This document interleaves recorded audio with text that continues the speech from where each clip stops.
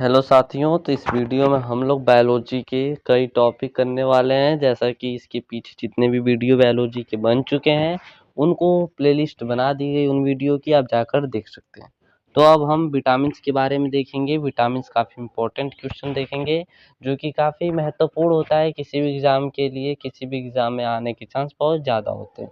तो चलिए स्टार्ट करते हैं बिना देरी के। विटामिन्स विटामिन से देखिए, गाजर किस विटामिन का समृद्ध स्रोत है? तो विटामिन ए का। किसका है मेरे भाई? विटामिन ए का है। मानव शरीर में विटामिन ए संचित रहता है तो यकृत में रहता है, ठीक है। कहाँ पर संचित रहता है? यकृत में रहता है। थायमिन है तो विटामिन बी है।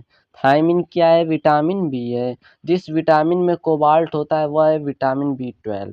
क्या होता है? विटामिन बी 12 होता है। जिस विटामिन में अगर कोबाल्ट होगा तो विटामिन बी 12 होगा, ठीक है। बच्चों में अंगों की अस्थियां मुड़ जाती है यदि कमी हो किसकी? विटामिन डी की।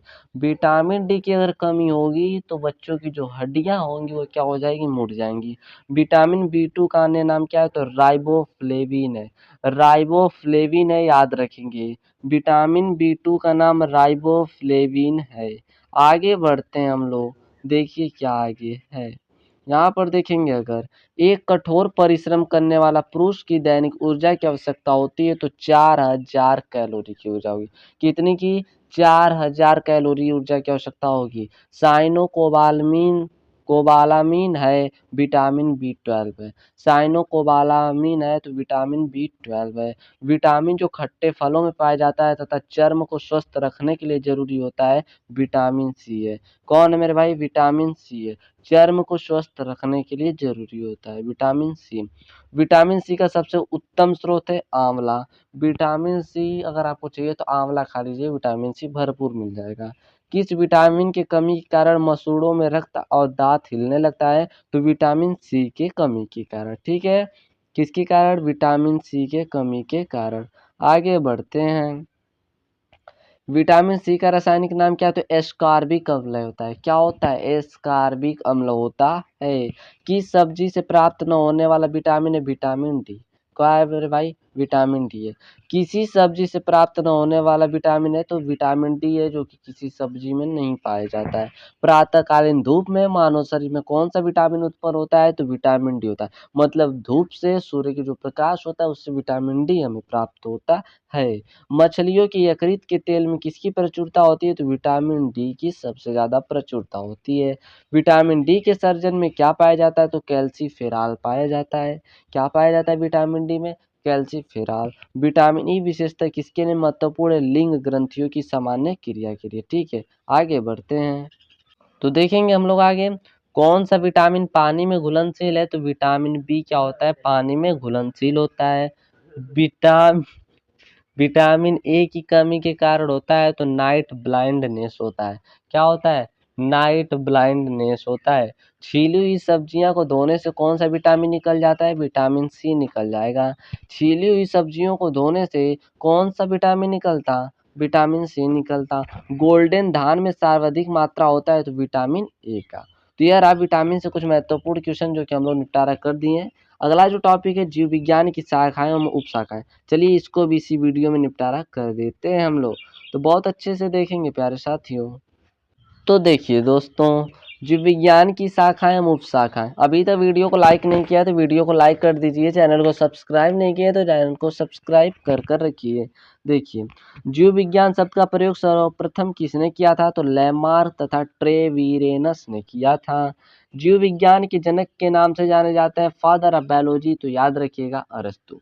कौन है मेरे भाई? अरस्तु हैं। जंतु विज्ञान जूलॉजी के जनक कहलाते हैं अरस्तु। जंतु विज्ञान के जनक अरस्तु। वनस्पति विज्ञान बॉटनी के जनक थियोफ्रेस्टस हैं। बॉटनी के जो जनक हैं थियोफ्रेस्टस हैं। चिकित्सा शास्त्र का जनक किसे कहा जाता है? तो हिप्पोक्रेटस को कहा जाता। किसको कहा जाता है? हिप्पोक्रेटस को कहा जाता, ठीक है। आगे बढ़ते हैं। एंटीबायोटिक्स अधिकांशतः प्राप्त होता है जीवाणुओं से। जो एंटीबायोटिक्स प्राप्त होता है अधिकतम जीवाणुओं से प्राप्त होता है। यदि एक जीवाणु कोशिका प्रति 20 मिनट में विभाजित होता है तो 2 घंटे में कितना जीवाणु बनेगा? तो याद रखेंगे आप, 64 जीवाणु बनेगा, ठीक है। नाइट्रोजन यौगिकीकरण में कौन सी फसल सहायक है? तो फली। फली सबसे ज्यादा सहायक है। नाइट्रोजन स्थिरीकरण में लेग हीमोग्लोबिन को क्या कार्य है? ऑक्सीजन का अवशोषण करना होता है। कौन सा रोग बैक्टीरिया से होता है? तपेदिक। कौन सा रोग? तपेदिक रोग जो होता है बैक्टीरिया से होता है। वह विज्ञान जिसका संबंध जीवधारियों के अध्ययन से होता है कहलाता है जीव विज्ञान। क्या कहलाता है प्यारे साथियों?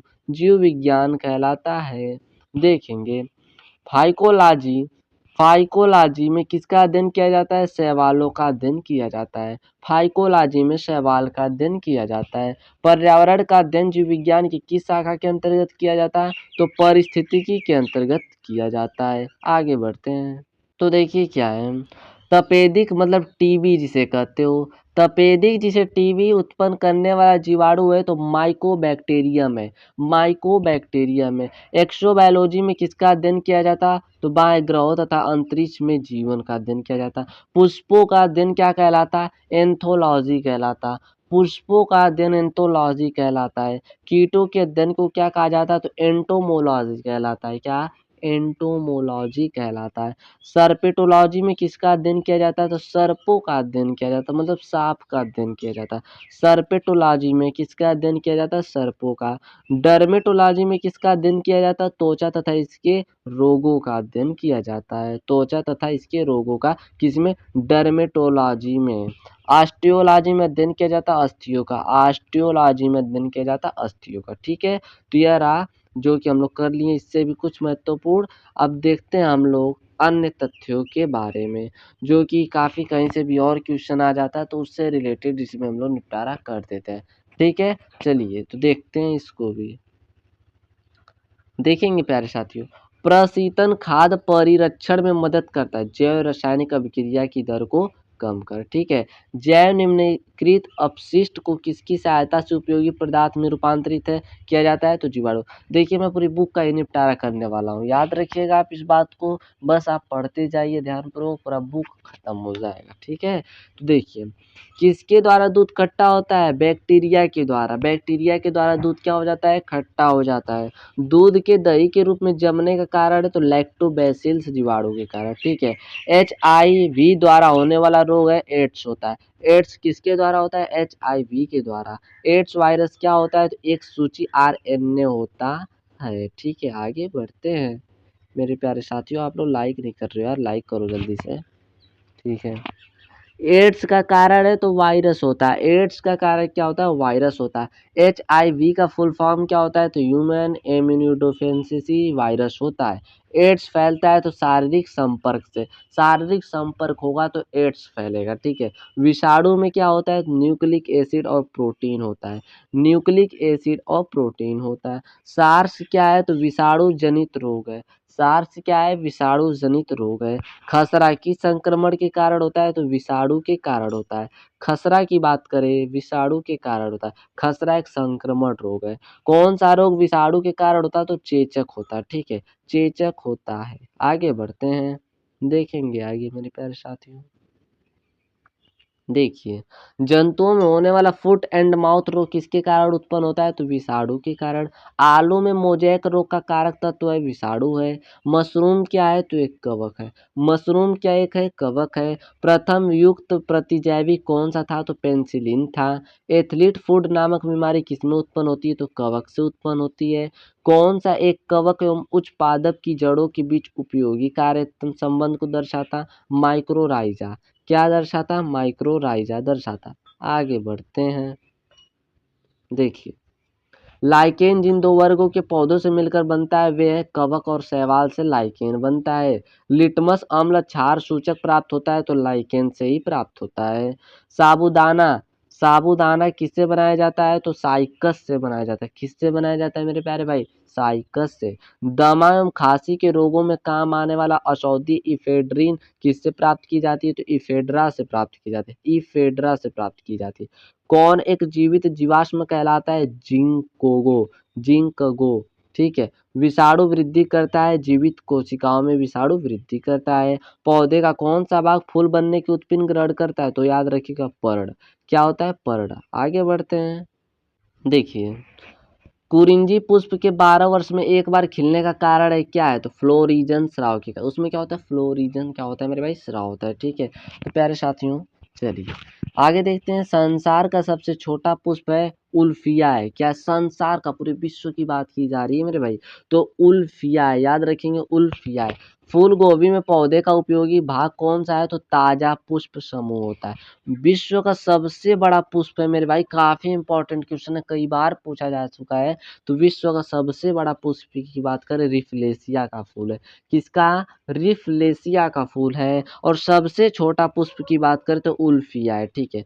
जीवन चक्र की दृष्टि से पौधे का सबसे महत्वपूर्ण अंग कौन सा होता है, तो पुष्प होता है।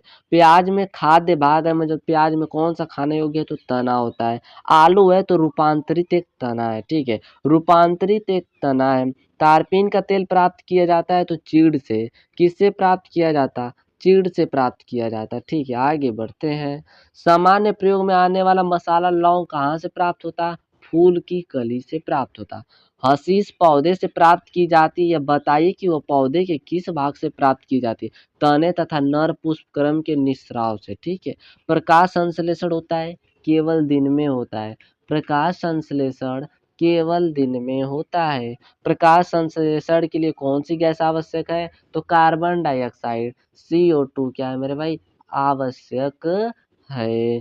पौधे व पेड़ का खाना तैयार करने की प्रक्रिया कहलाती है फोटोसिंथेसिस कहलाती है, जिसे कहते हैं इंग्लिश में प्रकाश संश्लेषण, उसे हिंदी में कहते हैं, ठीक है, फोटोसिंथेसिस। आगे देखिए क्या है, आगे देखेंगे प्यारे साथियों। सिनकोना की छाल से प्राप्त औषधि को मलेरिया उपचार के लिए प्रयुक्त किया जाता है। जिस कृत्रिम औषधि ने इस प्राकृतिक उत्पाद को प्रतिस्थापित किया हुआ है, क्लोरोक्विन है। क्लोरो क्या है, क्विन है, क्लोरोक्विन है, ठीक है। आगे बढ़ते हैं। किस पेड़ की छाल मसाले के रूप में प्रयोग की जाती है, तो दालचीनी, ठीक है। चंदन के पेड़ को क्या माना जाता है, आंशिक मूल परजीवी माना जाता है। चंदन के पेड़ को आंशिक मूल परजीवी माना जाता है। नर पुष्प और स्त्री पुष्प दोनों को जन्म देने वाला पादप क्या कहलाता है, उभयलिंगाश्रयी कहलाता है, उभयलिंगाश्रयी कहलाता है। आगे बढ़ते हैं, देखेंगे आगे क्या है। पत्ती के लाल नारंगी और पीले रंग के कारण होता है, तो कैरोटीनाइड होता है। क्या होता है, कैरोटीनाइड होता है। गेहूं, जौ, नींबू, राई, नारंगी और बाजरा संबंधित है, तीन पादप परिवारों से संबंधित है। किससे, तीन पादप परिवारों से संबंधित है। बांस को किसमें वर्गीकृत किया जाता, तो घास में वर्गीकृत किया जाता। धनिया में उपयोगी अंश होता है, पत्ते और सूखे फल होते हैं। जैवइन किसके बीज से प्राप्त होता है, तो जैट्रोफा के, जैट्रोफा के। किस पादप को शाकीय भारतीय डॉक्टर कहते हैं, आंवला को शाकीय भारतीय डॉक्टर भी कहा जाता है। बायां महाधमनी चाप इनमें दिखाई देता है, स्तनपायी दिखाई देता। लिटमस प्राप्त होता है, तो लाइकेन से प्राप्त होता है। किससे, लाइकेन से प्राप्त होता है। आगे बढ़ते हैं। किस फसल में एजोला एनाबीना जैव उर्वरक का प्रयोग किया जाता है, चावल में। चिलगोजा किस एक प्रजाति के बीज से प्राप्त होता है, तो पाइन से। फलीदार पादपों के जड़ों में उपस्थित गांठों में पाए जाने वाला नेत्रजन स्थिरीकरण जीवाणु है, सजीवी है। जड़ें धनात्मक भूम्यानुवर्तन होती है, अधिकांश होती है। पेड़ों की पत्तियां में पाए जाने वाला हरा पदार्थ क्या कहलाता है, क्लोरोफिल कहलाता है। क्या कहलाता है, क्लोरोफिल कहलाता है। प्रकाश संश्लेषण की क्रिया उत्पन्न होती है, तो CO2 पानी तथा क्लोरोफिल से उत्पन्न होती है। ठीक है प्यारे साथियों, तो आज के लिए इतना है, फिर मिलते हैं हम नेक्स्ट वीडियो में। अगर वीडियो पसंद आया हो तो लाइक कर दीजिएगा, चैनल को सब्सक्राइब कर जाइएगा, अधिक से अधिक वीडियो को शेयर कीजिएगा। धन्यवाद, मिलते हैं फिर हम नेक्स्ट वीडियो में, नेक्स्ट क्लास में, नई उमंग के साथ।